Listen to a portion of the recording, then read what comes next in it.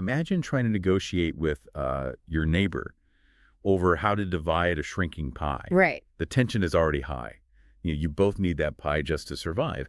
But while you're arguing over the crumbs in the kitchen, your neighbor quietly invites your biggest rival into the backyard to, well, to build a military drone factory. Yeah, that's definitely a vivid way to put it. But that scenario isn't some hypothetical thought experiment, right?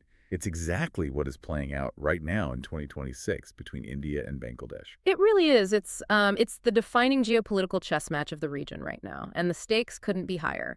We're looking at a whole stack of international relations briefing documents today that just map out this entire situation. So for everyone listening, our mission for this deep dive is to convert all this dense geopolitical data into a high-retention, exam-oriented lesson. No fluff. Exactly. When you look at the Bay of Bengal right now, you're basically watching the collision of massive immovable forces. You have the raw geography of shared river systems breaking down under climate change. Colliding with turbulent domestic political transitions in Dhaka. Right. And then overlaid with the heavy, undeniable weight of China's military-industrial complex expanding its footprint there. So if you want to understand the strategic dynamics of South Asia today, you have to understand how these pieces interlock. First, we'll hit the 2026 expiration of the Ganges Water Sharing Treaty. Then we'll look at the domestic political shift in Dhaka. And finally, the profound security implications of China's extending footprint. Let's start with the literal foundation of the tension, the water. The water, yeah. The background trigger event here is the impending expiration of the Ganges Water Sharing Treaty. It was signed way back in December 1996. It had a 30-year lifespan, which means... The clock runs out in December 2026. Exactly. The ticking clock on that treaty is forcing everyone to the table. Like, in April 2026, the Bangladeshi foreign minister announced a really high-stakes visit to India's external affairs minister. And while that specific meeting wasn't the formal treaty negotiation itself, it was kind of the diplomatic starting gun, right? Yeah. Oh, absolutely. But to really grasp the root cause of this urgency, we have to look upstream to the operational core of the entire dispute, the Farakka Barrage in West Bengal. Let me jump in here for a second because the Farakka Barrage is fascinating. It was built in the 1970s by India, just upstream from the Bangladesh border. Now, a barrage isn't exactly the same thing as a dam built for generating, like, massive hydroelectric power. No, its main job is to divert water. Right. India built it to divert a huge portion of the Ganges River into the Hooghly River. And why do that? Because Kolkata, which sits on the Hooghly, is a major riverine port. And ports need deep water. Exactly. Silt naturally builds up, and without a massive flush of water to constantly wash that silt out to sea, the port of Kolkata simply chokes, becomes unnavigable. So that was the strategic economic logic for India back in the 70s. But anytime you artificially engineer a river system of that magnitude, there are going to be staggering ecological and economic chain reactions. I mean, the numbers in the briefing are wild. Yeah, let's look at the data from the source material. By attempting to save the Kolkata port, the diversions severely altered the natural ecosystem. Between 2002 and 2017, the Hilsa fish catch in West Bengal plummeted by 56%. Wow, over half. Over half. The barrage physically disrupted their migration routes and altered the water chemistry they rely on to breed. And the crazy thing is, the barrage isn't even fully solving the original problem it was built to fix. The notes mention that the annual silt dredging required at the Kolkata port has actually quadrupled to 21.88 million cubic meters. Right, so the ecological cost is huge, and the engineering solution is clearly struggling. But that's just on the Indian side. When we look downstream at Bangladesh, the impact is, well, it's existential. Downstream is where the geopolitics ignite. It is. Bangladesh relies on the Ganges to sustain its agriculture, its fisheries, and just the drinking water for millions of people. And the crucial window here is the dry season, which runs from January to May. Right, because India is diverting water at Farakka, the downstream discharge into Bangladesh during those dry months drops dramatically. And when the flow of fresh water weakens, you get something called salinity intrusion. Let's unpack that term for a second. Salinity intrusion. For those of us who aren't hydrologists, I always picture a river meeting the ocean like a fire hose pushing against a door. Okay, I like that. The sheer pressure of the fresh water rushing out to sea keeps the salt water out.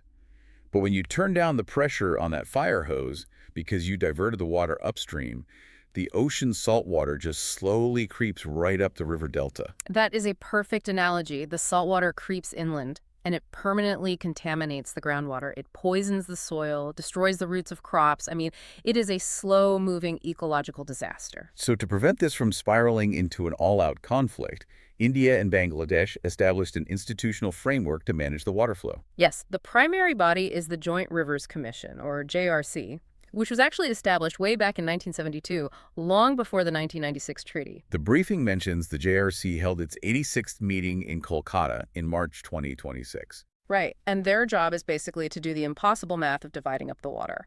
The briefing outlines this strict three-tier mathematical formula that the JRC's technical committee monitors in 10-day increments during the dry season. And the math is based on cusecs, which is cubic feet per second. Right. Let me run through this formula because it highlights exactly how fragile the agreement really is. Oh, for it. So, Tier 1. If the river flow at Farakka is high, greater than 75,000 cusecs, India and Bangladesh do a straight 50-50 split. Which seems totally fair on paper. Right. Then Tier 2.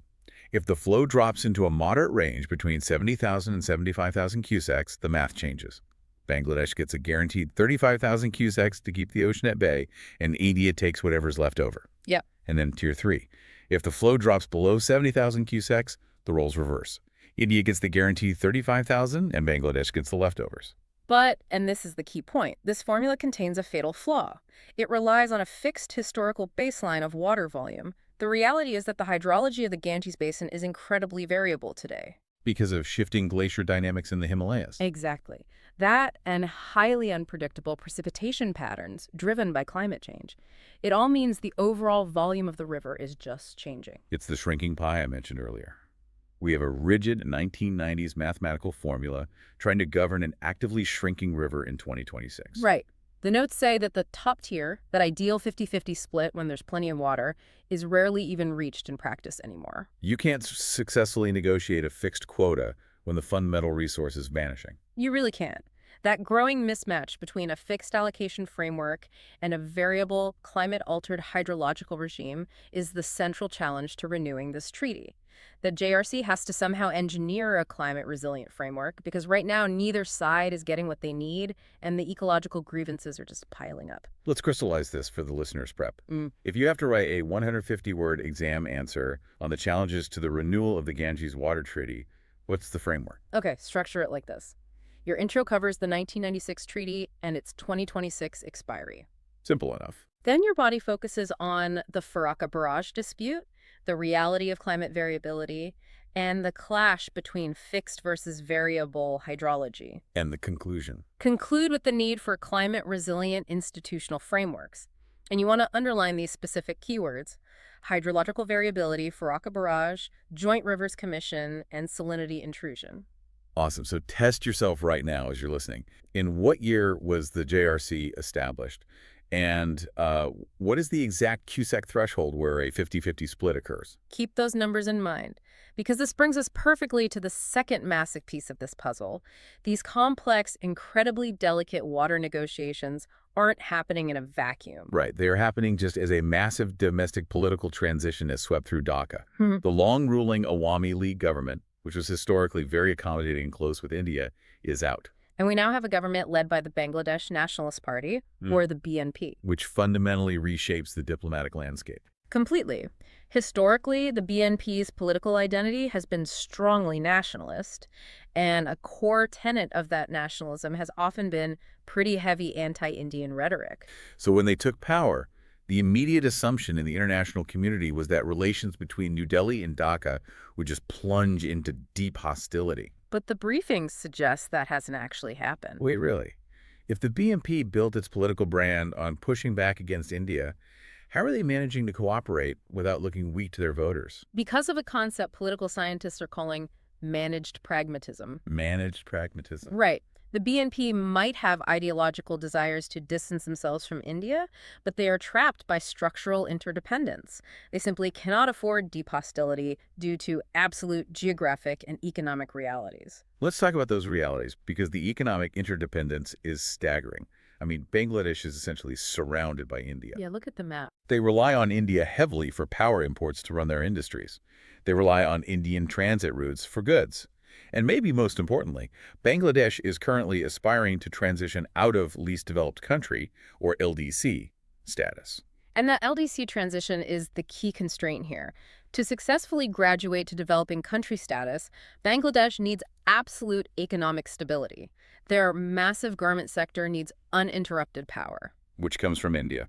Exactly. Yeah. They need cross-border investment. They need the regional markets facilitated by frameworks like BIMSTEC, the Bay of Bengal initiative, for multi-sectoral technical and economic cooperation. So any disruption to that economic lifeline carries massive domestic costs. If the BNP provokes a trade war with India, the factories go dark, the economy crashes, and they lose their grip on power. Okay, so it's like two roommates who can't stand each other, but neither one can afford the rent alone, so they have to keep the peace just to keep the lights on. They're locked together. That's a great way to look at it.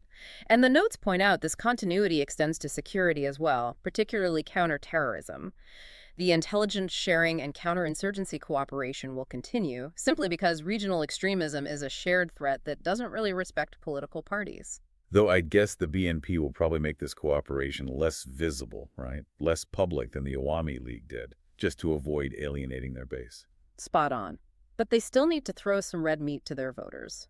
If they can't fight India on trade, and they can't fight them on security, where do they pick the fight? The water, Farakka, and the unresolved Teesta River Agreement. Exactly. This is where the friction will be highly visible. The BNP will use the water treaty negotiations to signal strength to their domestic audience. They're going to be much tougher bargainers than their predecessors. It's a brilliant, if risky, political tightrope. I mean, you play the tough, uncompromising nationalist for the local crowds on television regarding water rights, but behind the scenes, you make sure the cargo trucks keep rolling across the border because your economic survival depends on it. Managed pragmatism in action. Let's structure a 250-word answer framework for this specific dynamic topic. Impact of the BNP transition on Indo-Bangladesh relations. What's the format? Bullet points. Your key headings should be 1. Pragmatic continuity over ideology, highlighting the geography and transit imperatives. 2. Economic interdependence, focusing on power, trade, and BIMSTEC. Got it. 3. Calibrated security cooperation, specifically counterterrorism. And 4. Friction points, which covers the water treaties and China balancing. And the key administrative terminology to include. You want to use terms like managed pragmatism, LDC transition, multi-alignment, and structural interdependence. Perfect. So, listener, quick active recall. Why is the BNP government structurally constrained from cutting ties with India? And what specific regional framework provides an incentive for stable ties? Think back to the acronym we just used. Right, BIMSTEC. Now, this structural constraint leaves the BNP feeling incredibly vulnerable. They're economically dependent on a neighbor they politically resent. So they need a counterweight. Yes. They need a strategic lever to maximize their autonomy and reduce India's leverage over them.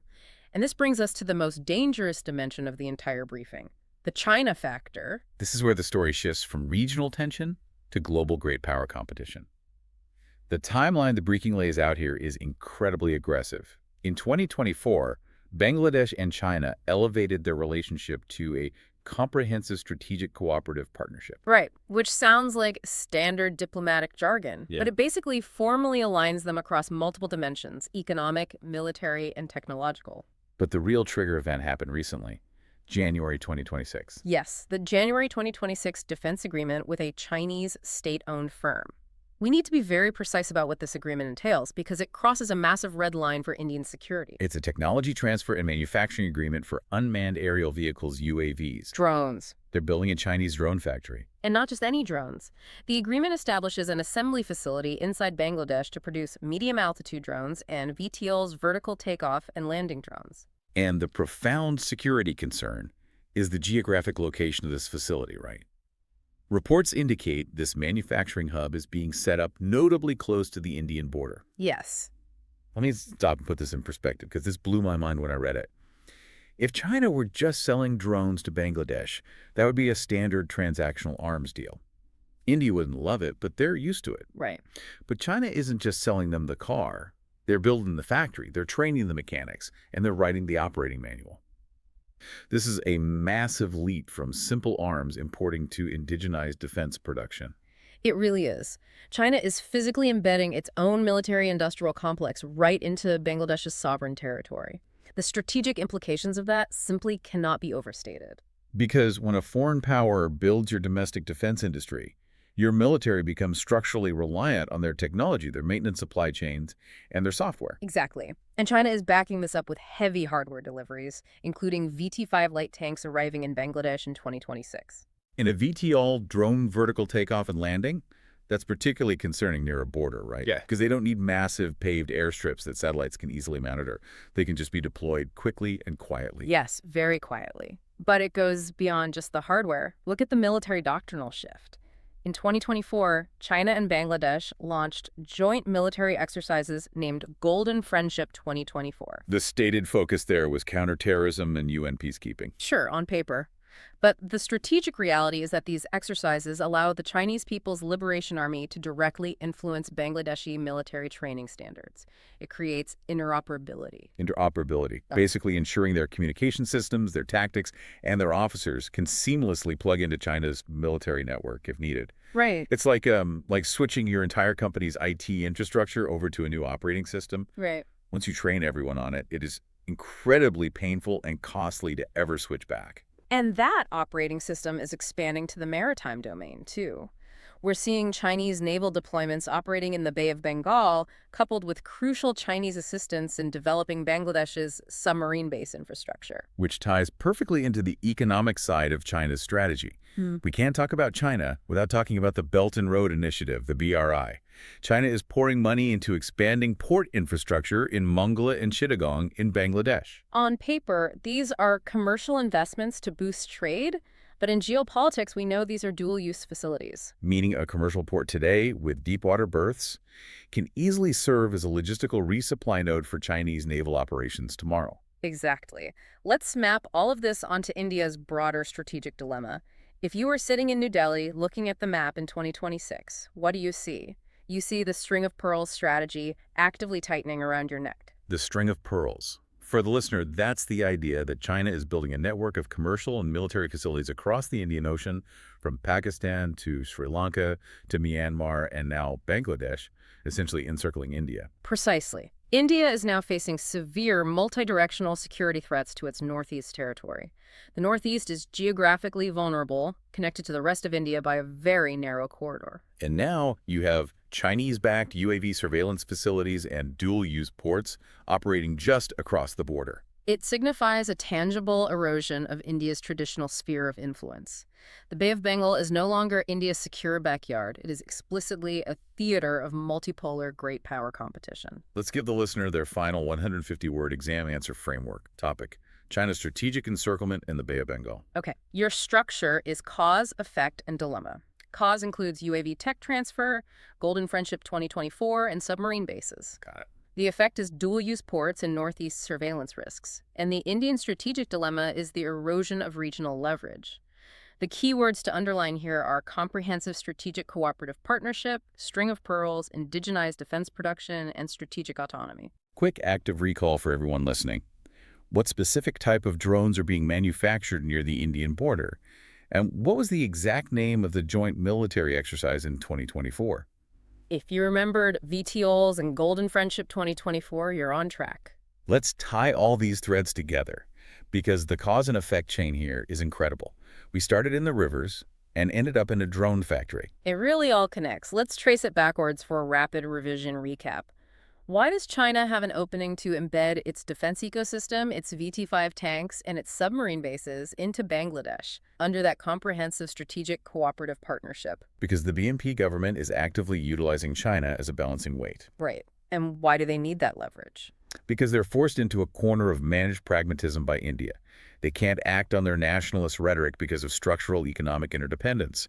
They need Indian transit routes, BIMSTEC frameworks, and power imports to survive their transition out of LDC status. Exactly. And what fuels the underlying domestic anger that requires the BNP to constantly posture against India in the first place? The ecological and economic devastation caused by the Ganges water-sharing dispute, the climate-driven hydrological variability combined with that 1970s diversion at the Karaka Barrage is choking the Kolkata port on the Indian side and causing devastating salinity intrusion on the Bangladeshi side. It is a perfect storm. The geoeconomics of a shrinking river create domestic political anger.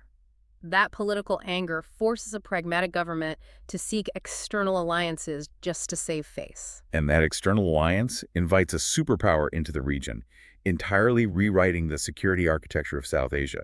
You really see how a drop in the Hilsa fish catch eventually leads to medium-altitude drones on the border. It's all one ecosystem. That is the exact level of synthesis required to truly understand this briefing. We've explored the mechanics of how structural economic dependence forces political stability today. The trade keeps the peace. But I know you have a final thought for us to mull over.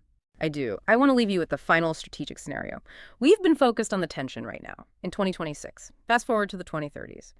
What happens to that fragile stability if climate-induced water scarcity at Faraka reaches a total crisis point if the rivers truly run dry? Wow. And then that ecological catastrophe collides with a fully operational, mature, China-backed military infrastructure right across the border. How does India balance a neighbor that holds both legitimate existential ecological grievances and next-generation surveillance and strike technology? That is a terrifying question. A shrinking pie and a neighbor with a brand new, fully integrated drone factory in their backyard. When the water runs out, managed pragmatism might just run out with it. Listener, you now have the exact dates, CUSEC metrics, and institutional frameworks to critically analyze the Bay of Bengal strategic theater. Keep connecting those geopolitical dots, keep questioning the mechanics behind the headlines, and we will see you on the next deep dive.